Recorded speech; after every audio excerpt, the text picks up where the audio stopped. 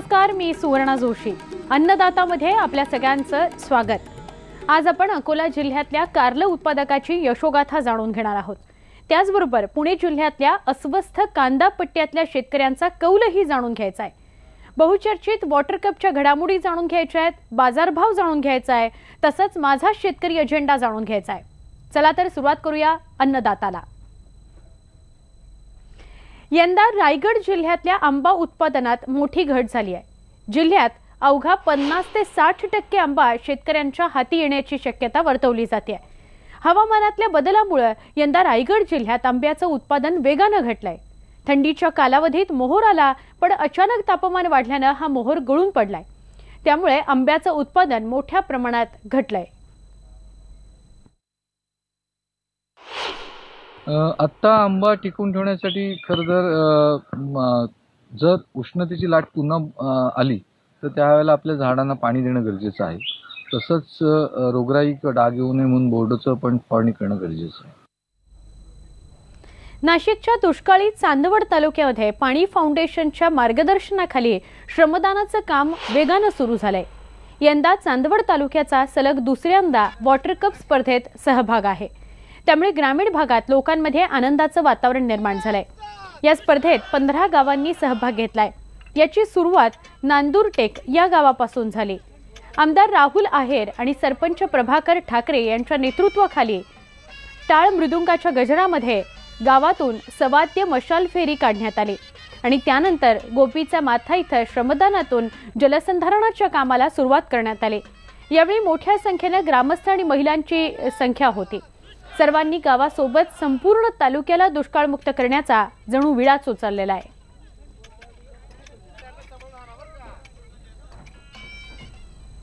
नांदेड जिल्ह्यामध्ये हळद विक्रीला आलेल्या शेतकऱ्यांची आडते लूट करत असल्यानं काल नांदेड बाजार समितीच्या कार्यालयासमोर शेतकऱ्यांनी आंदोलन केलं. व्यापारी हळदीचे भाव ठरवताना, लिलाव करताना मनमानी करतायत. अनेकदा मनमानी पद्धतीने ते लिलाव बंद ठेवतात आणि बाजारभाव पाडण्याची पुरेपूर खबरदारी घेतात, असा शेतकऱ्यांचा आरोप आहे.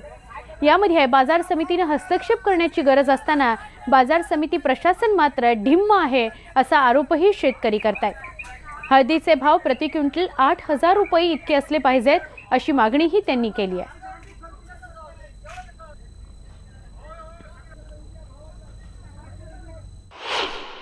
आम्ही हळदीचे बीटासाठी आलो. आम्ही हळद आणली मार्केटमध्ये हळद टाकून आज आमची बीटामध्ये हळद पडली. एक व्यापारी तिथं थांबायला तयार नाही. आम्हाला अडत्याने आमची सूरज ट्रेडिंग कंपनीवर आमचा माल आलेला, तिथं एकही व्यापारी उभा नाही. आम्हाला बीट स्वतः खरेदी करण्यासाठी बाहेरून स्वस्त माल घ्यायलेत आणि आमच्या बीटामध्ये म्हणजे आम्हाला कोणी विचारायला तयार नाही. मग आम्ही करणार काय? त्याच्यामुळे आम्ही मार्केट कमिटीमध्ये आलो. मार्केट कमिटीमध्ये एकही कर्मचारी नाही. मार्केट कमिटीमध्ये आम्ही कमीत कमी 200 ते 250 लोक आहोत जमा. आता काय कोणी इथं सुद्धा आमची दखल घ्यायला तयार नाही शेतकऱ्याची. आम्हाला फक्त जे ओपन भाव चाललाय, बाहेर जे ओपन व्यापारी बीट करायलेत ते बंद करून आमच्या समोरासमोर आमचं बीट झालं पाहिजे आणि आम्हाला योग्य भाव मिळाला पाहिजे. तर एका आडतवाल्यानं म्हणले की बाबा तुमच्या मालाचा भाव माल दाखिला त्यांना, तर ते म्हणले की बाबा आमच्याकडे आज बीट नाही, आज बीट बंदच आहे म्हणजे कायमचं. तर मग त्याला बाबा आमचा माल काय भाव घेता म्हणून त्याला सांगितलं. त्यानंतर आमचा माल मागितला सर त्यानं 6,200. तर आज तेच मार्केट आज जे आम्ही सुरेश ट्रेडिंग कंपनीला जे आलो तिथं आज आमचा माल विकला 8,265 रुपये. तर तुम्हाला सांगतो 6,200 आमचा मागला ना 6,800, तर 2200 रुपये म्हणजे 2,000 रुपयाचा फेर क्विंटल महाग पडला. का पण आमच्या शेतकऱ्याला कोणी वाली आहे की नाही? अल्पभूधारक शेतकऱ्यांनी उन्हाळ्यामध्ये भाजीपाला पिकांची शेती केली तर त्यांना मिळणाऱ्या नफ्याचं प्रमाण तुलनेनं जास्त राहण्याची शक्यता असते. बाजारातल्या वाढलेल्या किमतीचा फायदा घेता येतो. अकोला जिल्ह्यातल्या दयानंद महल्ले यांनी अवघ्या 1.5 एकरात उन्हाळी कारल्याची लागवड केली आहे. यापासून त्यांना लाखोंच्या नफ्याची अपेक्षा आहे. अकोला जिल्ह्यातल्या दगडपार गावात दयानंद महलेंची 4 एकर शेती आहे. यामध्ये ते उन्हाळ्यात भाजीपालाची शेती करू लागले आहेत. जेमतेम पाण्यावर उन्हाळ्यात त्यांनी कारल्याची लागवड केली आहे. कारल्याच्या उत्पन्नातून त्यांना चांगलं उत्पादनाची अपेक्षा आहे. त्यांच्या शेतात सध्या कारल्याचं पीक जोमानं बहरलंय. माझ्या इकडे 4 एकर शेती आहे. त्याच्यात मी 1.5 एकरात कारलं आणि 2 एकरात पपई लावलेली आहे. मी मागच्या वर्षी अर्धा एकर कारले लावले होते. त्याच्यातून मला चांगलं उत्पादन भेटलं होतं. तर त्याचं नियोजन करता मी 1.5 एकर लावलेलं आहे यावेळेस. काय नियोजन करता तुम्ही आता कारल्यासाठी थोडंसं ऑर्गॅनिक पद्धतीनं हे करतो आणि किडीचं नियंत्रण करतो, तर त्याच्यामुळे चांगलं उत्पन्न होते. दयानंद यांनी प्रसार माध्यमातून आणि सोशल मीडियाच्या मदतीनं कारल्याच्या आधुनिक शेती तंत्राची माहिती घेतली. यामध्ये त्यांनी सेंद्रिय तंत्राचा वापरही केलाय. आता या 1.5 एकराच्या प्लॉटमध्ये 6 ते 7 लाख रुपयाचं उत्पन्न अपेक्षित आहे. सध्या मार्केट भाव वगैरे 50-60 रुपये किलो दर आहे आणि एका हप्त्याला जवळजवळ 1-1.25 टन माल निघून राहिला. तसंच यूट्यूबवर मी थोडंसं पाहिलं होतं आणि त्या पाहता मी थोडंसं मागच्या वर्षी 1/2 एकर लावून पाहिलं, तर ते चांगल्या पद्धतीनं जमलं होतं आणि यावर्षी त्याच्यापेक्षा चांगलं जमलेलं कारलं. सध्या महलेंकडील कारल्याची तोडणी आणि विक्री सुरू आहे. कारल्याला 50 ते 60 रुपये किलोचा भाव मिळतोय. त्यामुळे महल्लेंना कारल्याच्या उत्पन्नातून मोठं उत्पन्न हाती येण्याची अपेक्षा आहे. सध्या मार्केट 50 ते 60 रुपये किलो प्रमाणे आहे. कारल्याची मागणी सध्या जास्त आहे. माझ्या इकडे तसा 1.5 एकराचा प्लॉट आहे. उन्हाळ्यात फार कमी लागवड केल्या जाते कारल्याची, त्याच्यामुळे मागणी खूप आहे, कारलं कमी असल्यामुळे. महल्लेंनी कारल्यामध्ये पपईच्या 1600 झाडांची लागवड केली आहे. येणाऱ्या 4 महिन्यात त्यांना पपईचं उत्पादनही मिळणार आहे.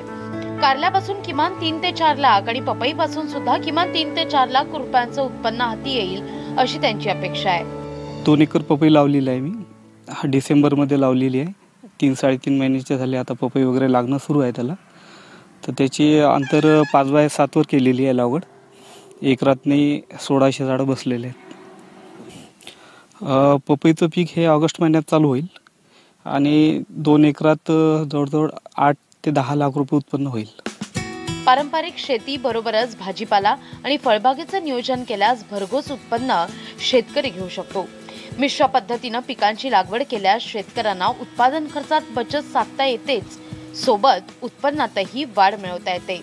हेच महल्लेंनी दाखवून दिलंय. कुंदन जाधव, न्यूज 18 लोकमत, अकोला. पंतप्रधान नरेंद्र मोदींनी मराठवाड्यातल्या शेतकऱ्यांना साथ घालत सरकारने शेतकऱ्यांसाठी सुरू केलेल्या नियोजनाचा पाढा काल औसा इथं झालेल्या सभेत वाचला. 2022 तक किसान की आय दोगुनी हो, ये हमारा संकल्प है. इस संकल्प को पूरा करने के लिए हमने 22 फसलों का एमएसपी लागत का 1.5 गुना तय किया था. हमने बीज से बाजार तक पुरानी व्यवस्थाओं को बदलने के लिए काम किया. इसी तरह प्रधानमंत्री किसान सम्मान निधि के जरिए अभी 12 करोड़ छोटे और सीमांत किसान परिवारों के खाते में आज सीधे पैसे जमा हो रहे हैं.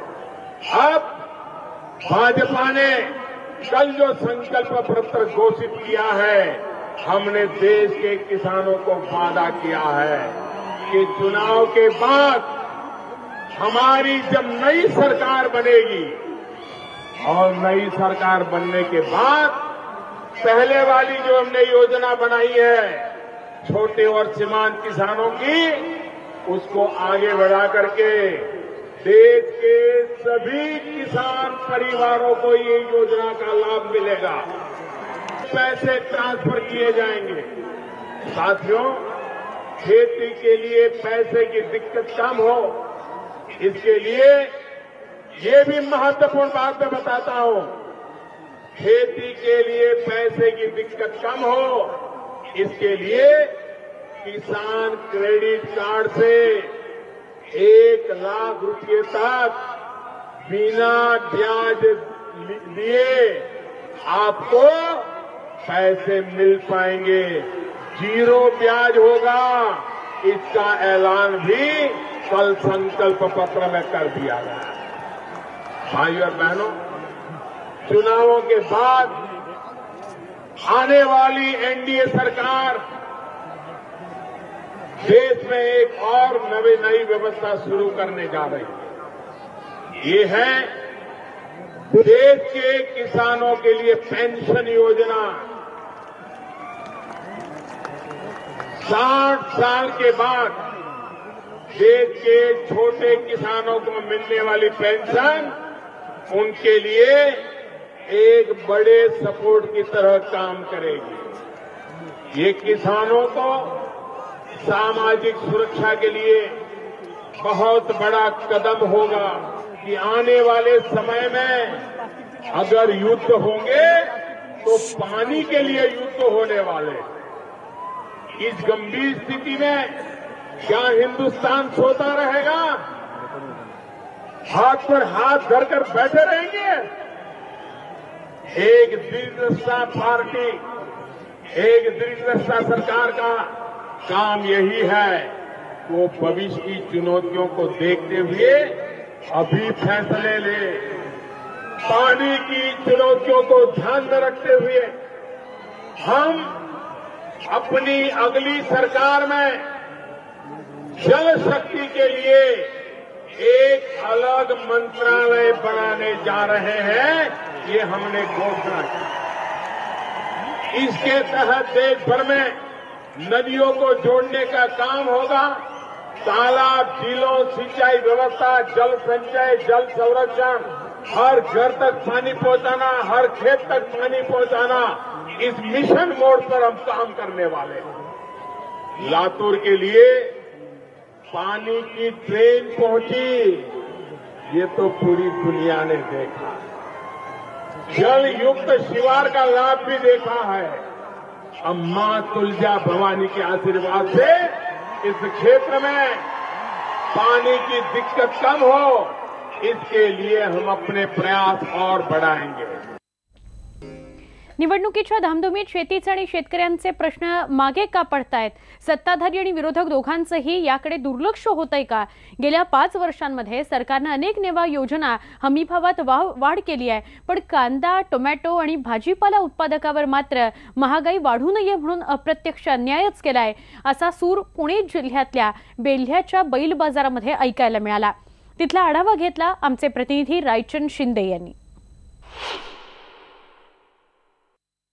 आज आपण आहोत पुणे जिल्ह्यातील बैल बाजारामध्ये, बेल्ला या ठिकाणी आहोत। आपण पाहू शकतो माझ्या पाठीमागं नगर आणि पुणे जिल्ह्यातील व्यापारी असतील किंवा शेतकरी असतील, आपले बैल या ठिकाणी घेऊन खरेदी विक्रीचा व्यवहार मोठ्या संख्येने करत आहेत। दुष्काळाचं सावट आहे राज्यभरामध्ये आणि अशातच या निवडणुका लागलेल्या आहेत।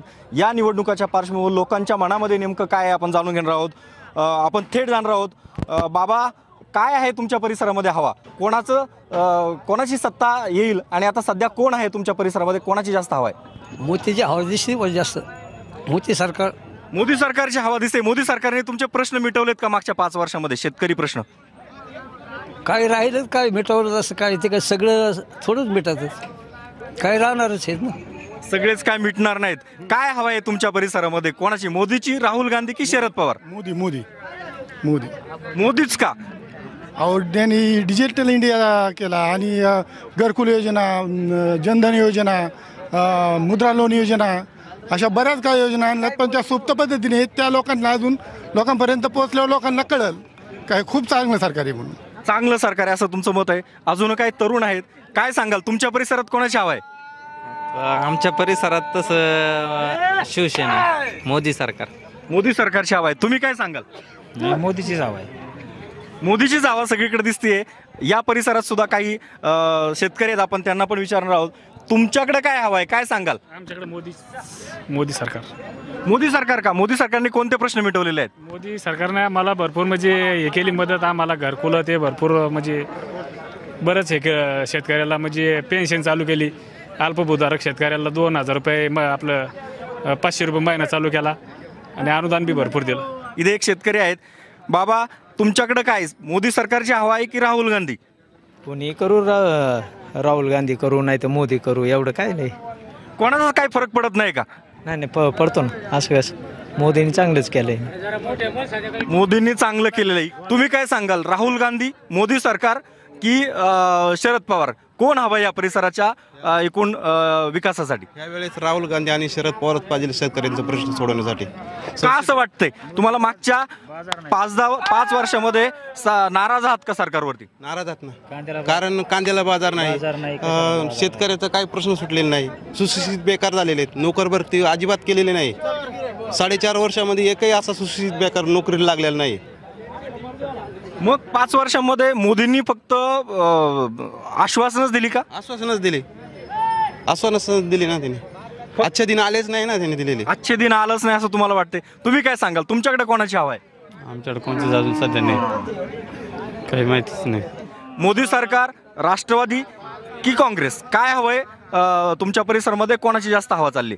आता इथून पाठीमागं मोदी सरकारचं वातावरण चांगलं होतं, पण ते काही योग्य वाटत नाही आहे तसं. इथं मार्केट, कशालाच मार्केट नाही, कांद्याला मार्केट नाही, जनावरांना मार्केट नाही. आज शेतकऱ्यांनी 1-1 लाख रुपयाची गाई आज मार्केटमध्ये 30,000 रुपयाला ओपती ती गाई. दुधाचे रेट 30 रुपयावर रेट गेले, ते रेट आज 20 आणि 22 रुपयावरती. मग त्या मोदी सरकारने काय त्या सरकारला मत देऊन काय उपयोग आहे त्याच्या आजचे दिन कधी येणार आहे? मग ही वरवर हवा वाटते का? जास्ती असं लोक म्हणतात मोदी सरकारच पाहिजे, मग ही वरवर हवा वाटते का? वरवर हवा आहे, वरवर. काही नाही, शेतकऱ्यांनी आजपर्यंत कधी जाणून घेतलं नाही आणि शेतकऱ्यांकडे दुर्लक्ष आहे आजपर्यंत सुद्धा. काही उपयोग नाही त्या सरकारचा. शरद पवार सरकार होते त्यावेळेस चांगले होते, शेतकऱ्यांचे चांगले दिवस होते त्यावेळेस. आता काही उपयोग नाही मोदी सरकारचा. काही उपयोग नाही मोदी सरकारचा. मार्केट नाही, काय नाही. आज 1-1-1.5 लाख रुपयाची जनावर 10 आणि 20,000 रुपये इथं बाजारात द्यावं लागतं. कोणाची हवा आहे बाबा? राष्ट्रवादीची. का वाटतं तुम्हाला पुन्हा राष्ट्रवादी? आपल्याला नाही कळत त्याच्यातलं. बाबा काय सांगाल, कोणाची हवा आहे तुमच्या परिसरामध्ये, मोदी सरकार की राष्ट्रवादी? राष्ट्रवादीची. का वाटतं राष्ट्रवादी तुम्हाला? कारण मोदी सरकारचे खूप चाहते दिसले मला या ठिकाणी. तुम्हाला का राष्ट्रवादी? मोदी सरकारनं शेतकऱ्यांचं वाटोळं केलेलं आहे, शेतकऱ्यांचं कंबारडं मोडलेलं आहे. कुठल्या शेतीमालाला बाजारभाव नाही, शेतकरी अतिशय हातघायला आलेला आहे. आणि मोदी सरकारने गेल्या 5 वर्षात जे आश्वासनं दिली त्यातलं एक सुद्धा आश्वासन त्यांनी पाळलं नाही, पुरं केलं नाही. फक्त लोकांना दिशाभूल करून स्वतःचं साधून घेतलं. मोदी सरकारचा या ठिकाणी आम्ही निषेध व्यक्त करतो शेतकरी म्हणून. शेतकरी मालाला कुठेही बाजारभाव. पुन्हा वाटतं राज्यामध्ये पुन्हा एकदा राहुल सरकार, काँग्रेस सरकार येईल, राष्ट्रवादीचं सरकार येईल. महाराष्ट्र राज्यामध्ये 48 जागा खासदारकीच्या आहे, त्यापैकी किमान 36 ते 37 जागा काँग्रेस राष्ट्रवादीच्या येतील. नक्कीच तुम्हाला आशावाद आहे मोठा. तुम्ही काय सांगाल, काय कोणाची हवा आहे? हो, जे सांगितलं त्यांनी तेच आम्ही सांगणार आहे. शेतकऱ्याचं सगळं वाटोळं केलंय, शेतकऱ्याला 1 रुपया सुद्धा नाही. आजही बी आहे ना, शेतकरी पुरा मेलेला आहे. बाबा काय सांगाल, कोणाची हवा आहे तुमच्याकडे, राष्ट्रवादी का काँग्रेस? काँग्रेस. का काँग्रेसची? तुम्ही काँग्रेसच्याच पाठी का? माणूस चांगला आहे तो. हा ऐसा करू वैसा करून दिल के क्या करू, असा माणूस आहे ना. मोदींनी फक्त मग गाजरच दाखवली का? हा, गाजरच. वा, गाजरच दाखवलं, दुसरं काय? शेतकऱ्याचं मत अरे शेतकरी मतच नाही देणार. तो काँग्रेसमध्ये 5 जिल्ह्याचे लोक आले, 2 तासात लगेच 7 बारा नील. हा, आणि तुम्ही काही नाही. काय केलं? काहीच नाही ना. काहीच नाही केलं त्यांनी 5 वर्षात. काहीच केलं नाही. 5 वर्षामध्ये 5 रुपयाचं काम नाही केलं.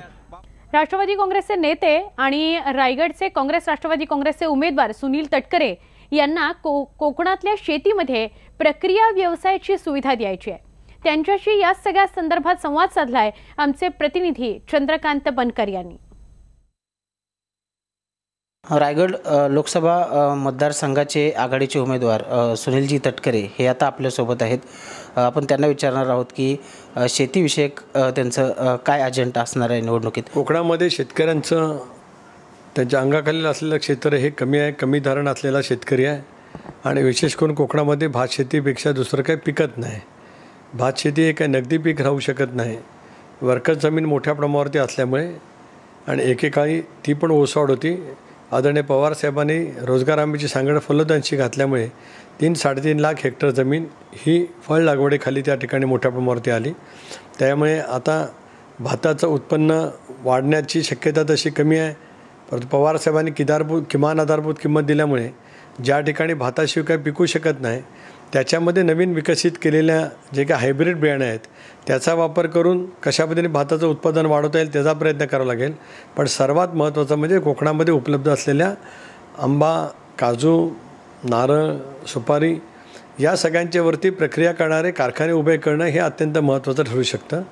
मी अर्थमंत्री असताना कोकणामध्ये या सगळ्याला चालना मिळावी म्हणून सहकार तत्वावरती 1/10 प्रमाणात भागभांडवल उपलब्ध करत याच्यावरती प्रक्रिया करणारे सहकार तत्वावरती कारखाने सुरू करावेत अशी माझी त्या कालावधीमध्ये मी योजना होती.